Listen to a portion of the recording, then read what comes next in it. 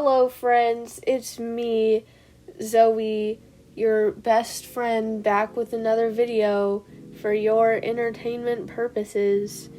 Right off the bat, I just want to say this, I'm really bad with voiceovers, so just bear with me. I wrote out a script, and I'm trying to follow it, but I'm really bad at it, so just bear with me, okay? Thank you. Anyways, the drawing that you're watching me draw is actually a school project, but it's also a way for me to improve my digital art skills because one, it's digital and I'm not very good at digital art, and also I'm actually going to make it a finished piece, which I rarely ever do with digital art, and so that's improving on my art.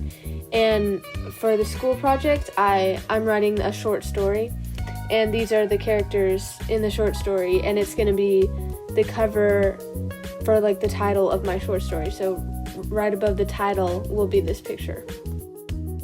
But what is this story? Oh, I am so glad you asked. The story is about 3 kids who are 8 or 9 years old, and they get locked in school over the weekend. The teachers forgot about them, and they were hiding in a closet, and the teachers forgot about them, and all the teachers left, and they got locked in the school.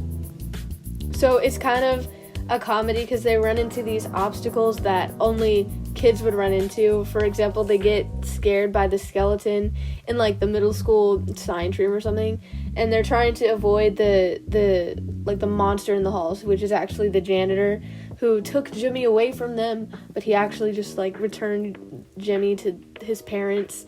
So they're trying to avoid the janitor and stuff. They have to figure out how to get the food out of the vending machine, their only source of sustenance in this dark world. But Zoe, you fool, their parents would just come looking for them. Yeah.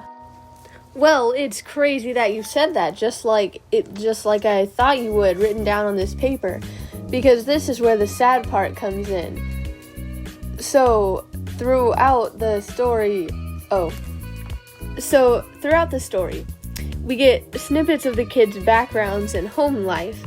And by the way, I don't have names for them yet. That's why I wrote it in the corner. I forgot to say something earlier. So I am totally open to suggestions down in the comments section below. Oh, I just hit the thing. Anyways, if you want to give me names for these people, go on right ahead. I might use them, probably, depending on if you even put anything in there. Anyway, also, this guy that I'm drawing right now gave me so much trouble because I had to redraw him 7,000,000 trillion times just to get his pose right, and I still don't even really like his pose, and I'm kind of upset because I didn't put enough detail into his clothes and the girl's clothes, because the main guy, you can tell, oh, he likes Spider-Man because his shirt, but the other 2 people are just they've got random clothes on that are just solid colors. Have some variety. Anyway, back to the backstories now that we're one-on-one with the characters during the line art phase. I'm reading straight off of a piece of paper, so I might sound a bit like a robot, but that is okay. The main guy is a born leader. He scares easily, but that doesn't stop him from acting brave. He likes Spider-Man, which explains his shirt. I swear, the amount of people who have asked me, is that Peter Parker? No, it's just some random kid who likes Spider-Man. Goodness. His parents own some big business, so they're super rich, but they are they're always away at work.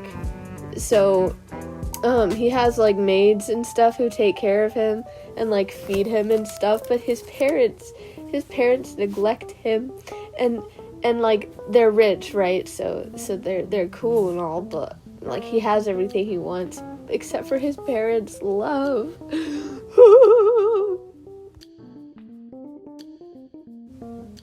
That's all I have written down for him. So speaking about talking about, who says speaking about? Talking about line art. I am so stinking proud of this line art that I've done here because, except for that hand. We don't talk about that hand. Not simply because of the way it looks, but where it is located. Anyways, I was very proud of this line art because line art is super hard for me on digital art. I don't really know why, but I feel like the pen I used and the style that I did was... Oh my goodness.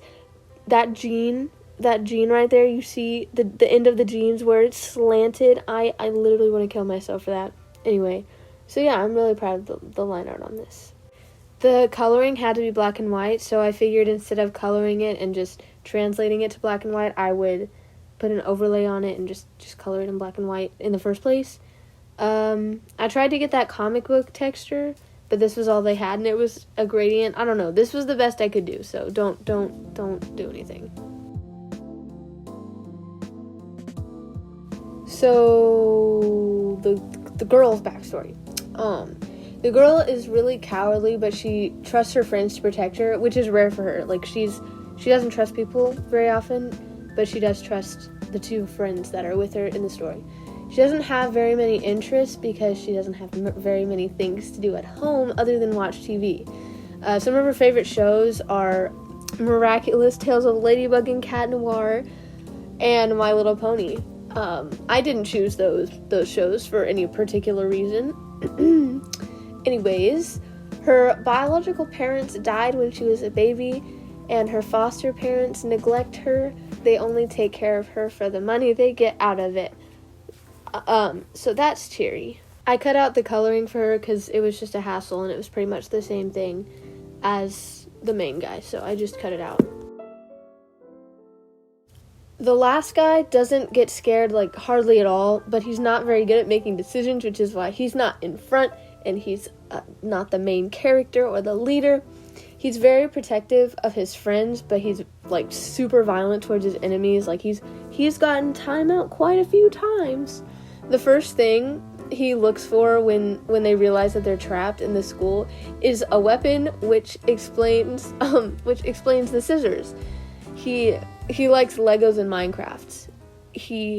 Alright, this one is kind of hard to talk about, but his parents are abusive, or his dad is at least, and yeah.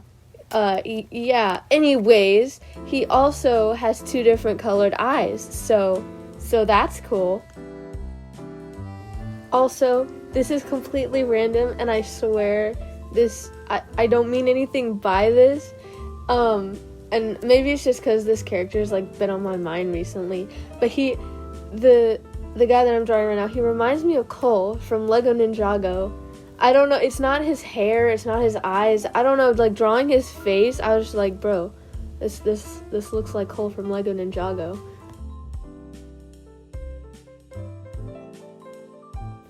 So, by the end of the story, we find out that they want to stay trapped in the school because it's better than being at home. And Jimmy, the one the janitor took, had parents who actually loved him, and so Jimmy willingly went to the janitor for help. But the other kids don't really understand that not all parents are like their parents, and so they think that Jimmy was actually taken and that it's a bad thing he was taken. And so they actually want to stay in the school, which is why they're trying to get away from the janitor and things like that, and why their parents aren't actually coming to get them because they don't care that they're gone. Yeah, what started out as a super funny comedy story turned into, like, a super depressing story. So I might not even use this story in the final school project, but yeah, that's the drawing that I did.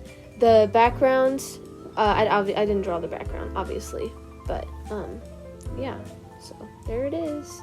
I hope you enjoyed this video. If you have any suggestions to make my videos better, please let me know, because I do not have very good videos right now, and I know it. Okay, farewell, weary travelers. Bye.